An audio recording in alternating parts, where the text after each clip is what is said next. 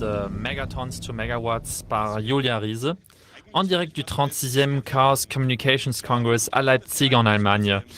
Toutes les conférences seront traduites de l'allemand vers l'anglais et vice-versa, ainsi que dans une seconde langue, en l'occurrence le français.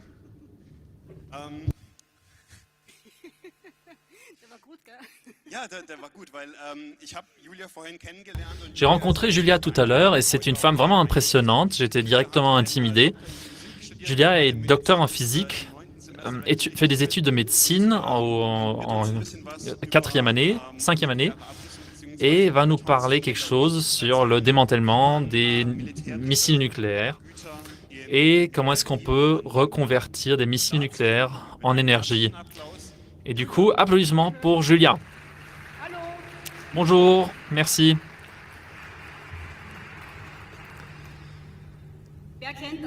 Qui est-ce qui connaît ceci? Levez les mains. Je sais que la guerre froide est passée. Dans les années 90, on a montré ce genre de choses pendant les congrès. C'est une capture d'écran d'un film qui s'appelle War Games. Très bien. Ce film est de 1983.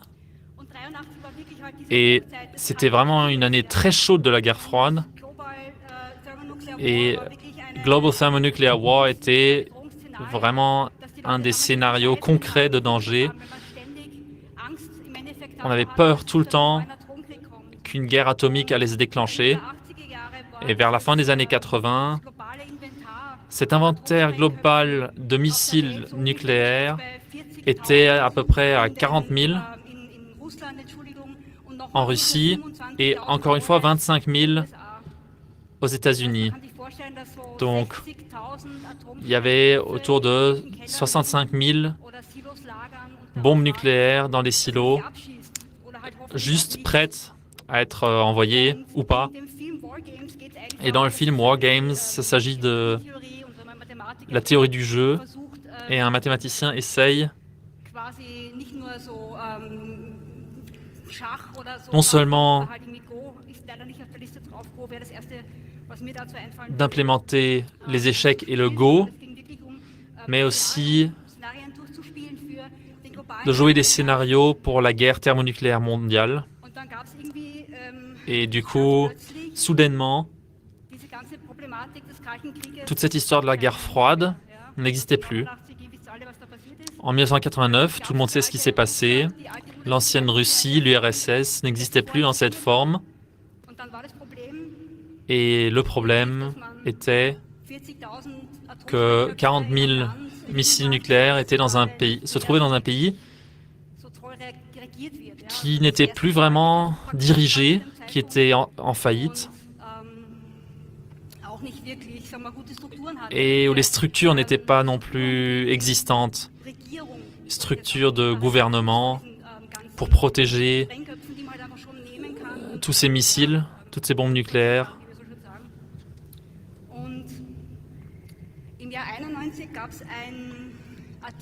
Du coup, en 91, il y avait un article dans le New York Times où un journaliste a proposé qu'est-ce qu'on ferait si on achetait toutes les bombes nucléaires et qu'on utiliserait tout l'uranium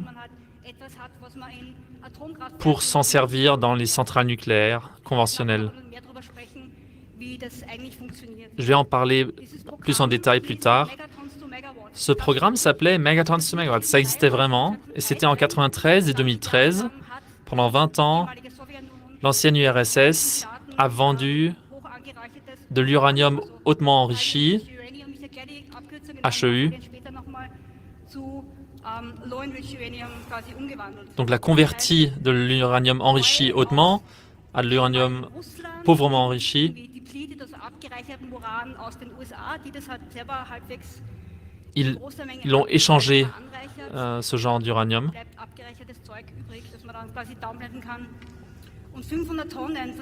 Et 500 tonnes de cet uranium enrichi ont été convertis en combustible pour centrales nucléaires. 10% de toute l'énergie électrique des États-Unis ont été créés juste avec ce programme Megatons to Megawatts. Donc c'est quand même une quantité d'énergie considérable. C'était pas seulement pendant une année, mais voilà, ça faisait vraiment une différence. Donc 40 000 bombes nucléaires dans l'URSS et à peu près 25 000 aux États-Unis. Là, c'est les données de 2019. On en a encore 6500 en Russie. À peu près la même chose aux États-Unis. Et puis, il y a encore d'autres acteurs. L'Inde s'agrandit, la Chine s'agrandit. Pas massivement par rapport à la guerre froide, mais quand même, c'est signifiant. Le Pakistan aussi, c'est encore une autre histoire. Je suis sûr que l'Autriche a éduqué certains de ces Pakistanais, le voulant ou pas. Encore un autre sujet de prolifération, de technologie, de connaissances. Il ne s'agit pas seulement de l'uranium. La prolifération, c'est encore plus, c'est des transferts de connaissances aussi.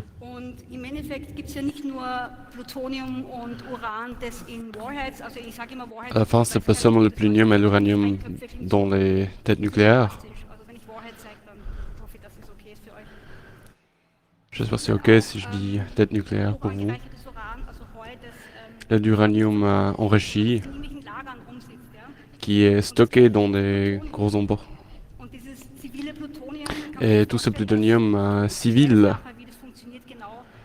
je vais expliquer plus tard plus en détail, mais c'est produit à côté de certains types de centrales nucléaires. Donc il y a une certaine quantité de plutonium civil.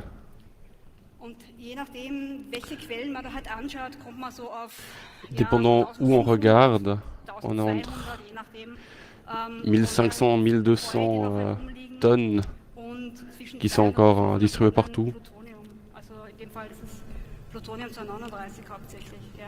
Et c'est le plutonium 239 qui est utilisable pour des bombes.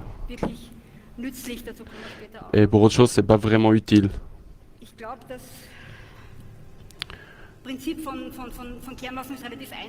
Je pense que le principe des armes nucléaires, c'est relativement simple. On prend quelque chose qui est fusible et quelque chose pour le emporter. Il y a différents systèmes, dépendant si on travaille avec de l'uranium ou du plutonium, ou si on prend encore du boosting. Le boosting, c'est... On fait pas seulement de la fission, mais aussi de la fusion. Donc Hiroshima, Nagasaki, c'est que de la fission, qui avait juste la bonne quantité de matière fissionnable. Et on a juste besoin de la bonne quantité pour que ça devienne critique. Dans une centre nucléaire, c'est la même chose, sauf que la criticalité est exactement 1. Donc il y a exactement la quantité de neutrons qu'il faut pour que le processus de fission continue. Le boosted fission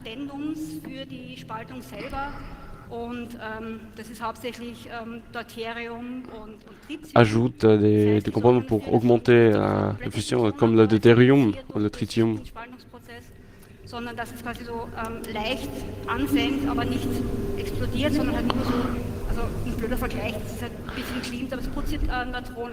Ça ajoute des neutrons. Et du coup, il y a plus de criticalité avec les plus de neutrons, avec les fusions.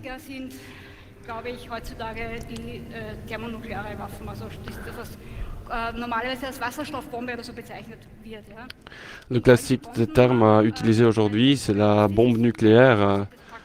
C'est la bombe à bombage, en fait.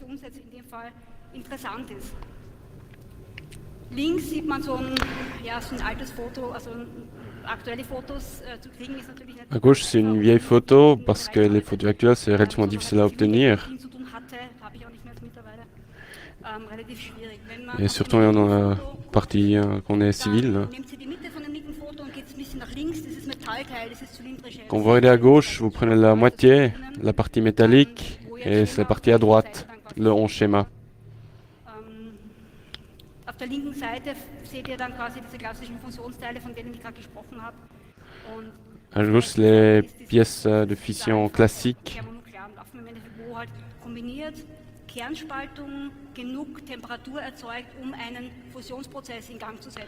Et à droite, on voit le principe, c'est qu'il y a une bombe de fission qui crée suffisamment d'énergie thermique pour après commencer une réaction de fusion qui augmente Ich muss nicht erklären, wie so la puissance énormément. hat man so ein Teilchen, so einen schweren Kern, irgendwas mit einer Ordnungszahl von 90 oder größer. Le principe de la fission, c'est on a un grand noyau où on lance un neutron dessus. Es kann irgendwie treffen, das Ding, und dann kann es entweder spalten, Il y a plusieurs choses qui peuvent arriver. Par exemple, ça peut andere Neutronen und so weiter. se partager en deux Es kann aber auch et einfach créer plusieurs neutrons. Das heißt, Mais ça peut aussi faire auf den trifft der l'attraper. Neutron und der Kern nimmt das Neutron auf. Und Donc das le corps, il ajoute, le noyau, il ajoute un neutron.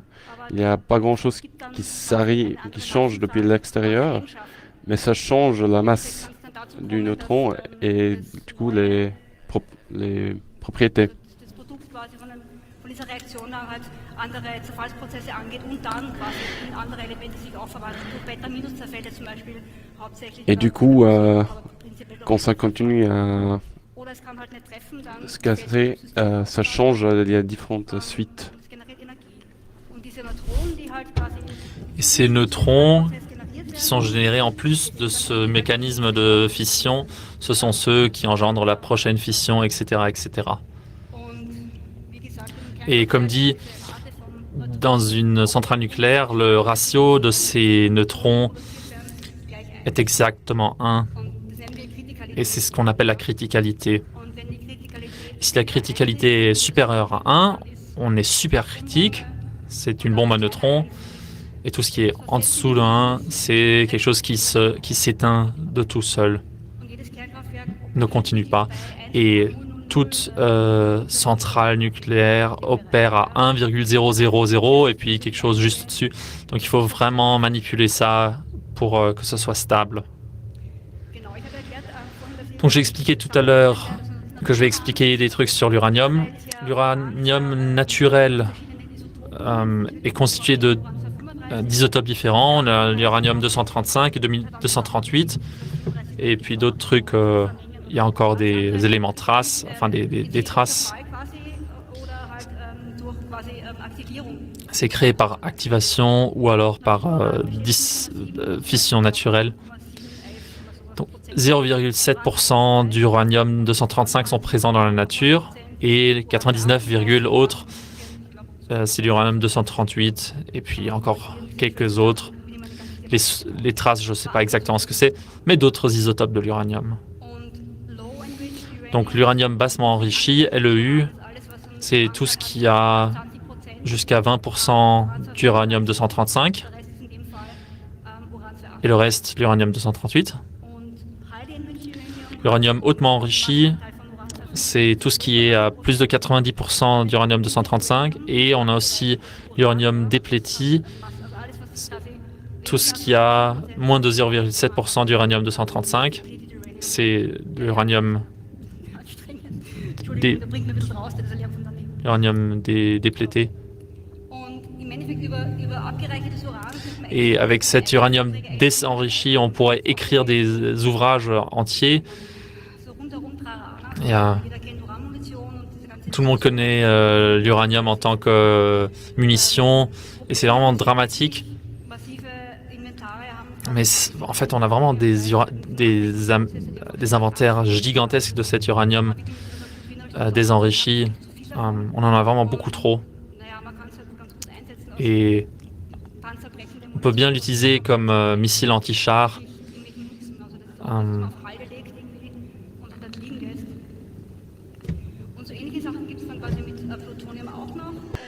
Et il y a des choses similaires, pareil avec le plutonium, qui est le plutonium prêt aux armes. C'est un mélange entre le 239 et le 240 de plutonium. Et le 240, il n'est pas très bien fissible. Du coup, on essaie de limiter la quantité.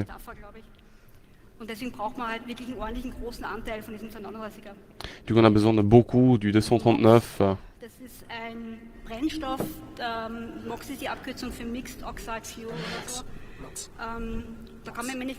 Le MOX, c'est fissible. C'est qu'on utilise comme combustible et c'est principalement du urane. Et c'est utilisé dans les sécréteurs rapides.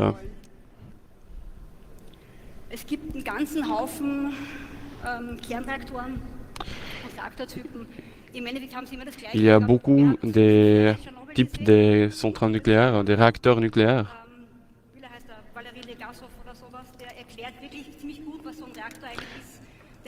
Il y a Valérie Legasov qui écrit très très bien comment son réacteur fonctionne. Il y a le combustible, il y a un type de airbag qui change la section efficace et il faut un refroidissement et amène la chaleur vers la turbine et la fait tourner.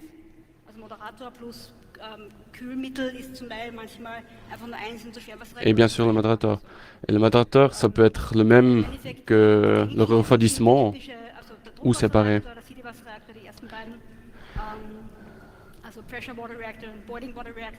Typiquement, on a des réacteurs eau pressurisée et des réacteurs à évaporation d'eau et fonctionnent avec donc de l'uranium bassement enrichi ou les MOX. Puis il y a des réacteurs canadiens. C'est un réacteur qui fonctionne avec de l'uranium naturel. Comme ça sort de la Terre, il ne faut pas enrichir ou appauvrir, ou avec un MOX. Et mon super ami, le réacteur préféré, et c'est les RBMK, c'est les réacteurs de la guerre froide parce qu'ils ont beaucoup à faire avec la surgénération. Ils ont été construits justement parce qu'avec ça, on peut surgénérer facilement les RBMK. On peut changer les combustibles pendant l'opération. Il ne faut pas arrêter la centrale parce que voilà, c'est difficile à le faire. Dans les RBMK, on peut changer les combustibles pendant l'opération. On prend juste un peu d'uranium naturel ou bassement enrichi, on le laisse dans le réacteur et cependant, dépendant du régime, à basse température, à bas régime ou au régime, on surgénère l'uranium. Et si on a besoin d'énergie, on augmente le régime. On peut faire les deux. On peut faire de la fission et produire de l'énergie, ou on peut surgénérer et produire à partir de l'uranium bassement enrichi du plutonium afin d'avoir des ogives nucléaires. Et puis, il y a encore des réacteurs récents, ceux à sel liquide. On travaille aussi avec des oxydes mélangés, les MOX. Mais ce design est relativement intéressant. Il travaille avec d'autres cycles, avec un cycle de thorium. Je vais expliquer ça tout à l'heure. Et puis il y a encore les surgénérateurs rapides à sel fondu. Je ne sais pas s'il est rentré en fonction ici. Et puis il y a encore le AHWR, c'est un développement indien avec des sels liquides. Tout ça, c'est des surgénérateurs thermiques. Donc voilà le cycle des combustibles que j'avais mentionné tout à l'heure. Donc on a l'uranium naturel, surtout l'uranium 238. Et quand on le rentre dans un réacteur, c'est bombardé aux neutrons. Et avec une certaine section efficace, on arrive avec une section efficace de 2,7 barnes à l'uranium 239, 230, elle a dit 235. L'élément ne change pas, le nombre de neutrons augmente et ainsi le poids. Et on change d'uranium 238 à 239. Et de là, il y a 2 décompositions bêta. Donc là, on change le nombre de protons, donc le nombre atomique. Ça vient d'un livre. Et là, il y a une erreur. C'est pas NO, c'est NP, c'est le neptunium. Donc, en partant d'uranium 238, avec un neutron, on reçoit de l'uranium 239. Et de ça, on obtient du neptunium 239. Et avec ça, on peut faire des armes nucléaires. Et en plus, on gagne de l'énergie. Et la même chose pour le thorium. Et ce qu'on appelle un isotope fertile, ce qu'on peut en gros surgénérer. Donc le thorium 232, c'est ce qui est utilisé pour la fission en soi. C'est pas le thorium 232, c'est l'uranium 233 que vous voyez en bas au milieu. Voilà, c'est ça qui peut être utilisé en fission de façon efficace. Et ces 2 cycles sont super importants. Parce que je vais vous expliquer quel est le problème du plutonium concernant le recyclage.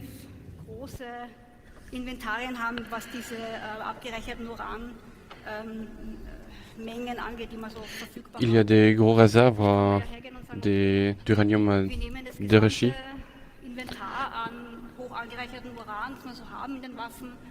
Sur la quantité totale du hautement enrichi, on mélange avec le déenrichi et du coup on a quelque chose qui est utilisable pour les réacteurs comme combustible en faisant le mélange. Comme ça, on n'a plus les stocks énormes du déenrichi et on peut aussi utiliser le combustible qui est dans les ogives nues.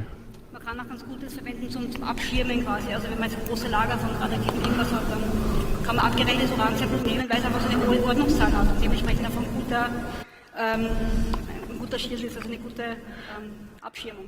En plus, on peut l'utiliser comme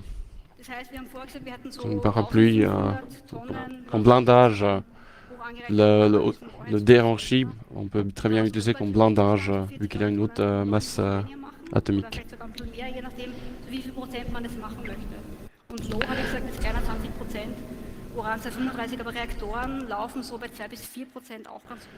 Donc beaucoup de réacteurs, ils marchent très bien avec 2 à 4% et avec la quantité qu'on a de 20% enrichi, on peut du coup créer beaucoup de combustible avec ça. Et du coup, on a 40 gigawatts par jour par tonne.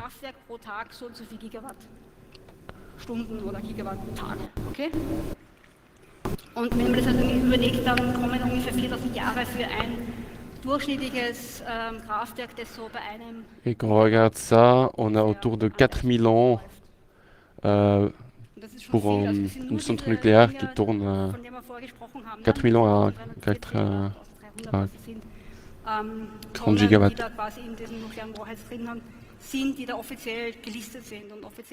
D'où c'est des quantités énormes qui sont officiellement listées et qui existent. Je suis sûr qu'il y en a plus, mais c'est les nombres qu'on reçoit. Et l'uranium, c'est pas vraiment notre problème. Le problème qu'on a, c'est le plutonium. Nous avons regardé avant combien il y en a partout de ça, civil et militaire. Et on ne sait pas exactement combien il y en a, mais c'est des... On essaie d'estimer. C'est entre 2 et 500 millions de tonnes. 2 à 500 tonnes. Et quoi faire avec le plutonium? Depleted Uranium, das abgereicherte Uran nehmen, das wir rumliegen haben. Und dann bauen wir halt wieder einen Reaktor ein. Ne? So. On peut prendre le plutonium dérichi et le remettre dans le réacteur, mais on recrée du nouveau plutonium avec ça. Wenn man halt auf das Uran 238 die Neutronen draufschmeißt, dann wird Uran Donc, 239. qu'est-ce qui se passe si on bombarde l'uranium 238 avec des neutrons? Il y a le 239 et de nouveau on crée du plutonium. Also, das ist eine Nullrechnung im Endeffekt. Donc à la fin, Quasi ça, Neues, damit verbrauchen, ça somme est zéro. aber wir bauen jetzt eine neue. Also halt nicht Uran. Donc sondern on utilise les ogives nucléaires qui existent, mais on en crée des autres, vu qu'on crée du plutonium. Bon, ça c'est un peu le dilemme dans lequel on se trouve. Donc qu'est-ce qu'on va faire? was wir brauchen im Endeffekt ist Ce dont on a besoin au final, Brennstoffzyklus, c'est un cycle de combustible einfach nicht darin qui hat, also obwohl es nicht vorkommt quasi. n'utilise pas l'uranium du tout.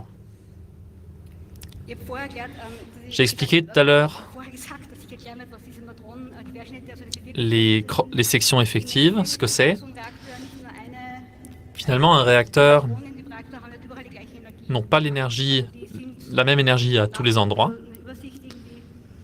Aber es gibt quasi so eine Il y a une probabilité qu'un neutron qui arrive avec une énergie X arrive à déclencher un processus de captage ou de fission. Donc la courbe bleue, c'est l'uranium 238. Les oscillations que vous voyez, c'est les excitations du noyau. J'aimerais pas y arriver parce qu'on ne sait pas exactement ce qui va y arriver parce que les oscillations, voilà. On peut arriver à des comportements complètement différents avec des petites variations d'énergie. Et je veux seulement être dans un endroit qu'on appelle le domaine thermique, donc des énergies de 10 puissance moins 3 mégaélectrons, donc 0,02 électronvolts. Là en bas, on voit mégaélectronvolts. Électronvolt, c'est une unité d'énergie. Pour les physiciens qui utilisent des petites quantités d'énergie, c'est bien plus confortable que de travailler en joules. Un électronvolt, c'est 10 puissance moins 19 joules. Ah, c'est juste plus confortable que de se trimballer toutes les puissances de 10. Donc voilà, on utilise un système où on n'a pas toutes ces puissances et moins de facteurs pour que c'est plus simple à calculer. Mais le mégaélectronvolt, c'est l'unité sur l'axe des X et sur l'axe des Y, on a quelque chose qui s'appelle les barnes. Donc un barn, c'est 10 puissance moins 24 cm² ou 10 puissance moins 28 mètres carrés. C'est en gros une probabilité que la fission a lieu avec l'énergie de ces neutrons. Et Barn, ça vient du temps des Los Alamos. Ils ont appelé ça Barn pour... voilà, c'est pas très clair directement, il n'y a pas le contexte, donc c'était un peu obscur. On a là des différences, des ordres de grandeur pour l'uranium 238 contre les trucs qui nous intéressent vraiment, notamment le plutonium dans notre cas. Je pense que j'ai pas de laser, mais notre courbe, vous voyez que c'est pas parallèle du tout. Il y en a une qui descend, et puis il y a des oscillations. Dans le plutonium, par exemple, dans les sections efficaces. Et on se rappelle donc les oxydes mélangés. On peut créer un oxyde mélangé avec du plutonium et de l'uranium 238. Donc on voit que si on le mélange, il faut avoir des zones différentes dans les réacteurs où les neutrons sont différents. Ce qui marche bien, c'est quand on a des zones, quand on peut les séparer, mais les oxydes mélangés, comme dit le nom, c'est pas séparé justement, c'est mélangé dans un seul combustible, on a les deux. Et comment est-ce qu'on fait? C'est ça la raison pour laquelle c'est difficile. On a dit avant, ce processus de surgénération, Ça va recréer du d'uranium 238. En fait, on voulait produire moins, mais en fait, on recrée. Donc ça marche pas comme ça. Une autre possibilité, c'est le thorium passe dans ce réacteur liquide et gaz. Ils peuvent travailler avec. Il y avait eu beaucoup de recherches jusqu'aux les années 60. Et après, on a changé avec le générateur Londe,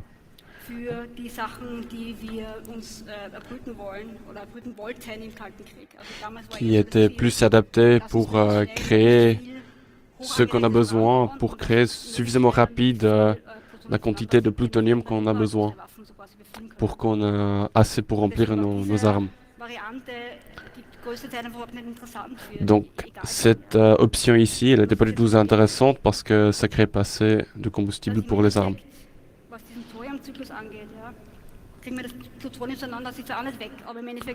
Donc ce cycle de thorium, on n'arrive pas à l'enlever, on est déjà en cycle qui ne le recrée pas.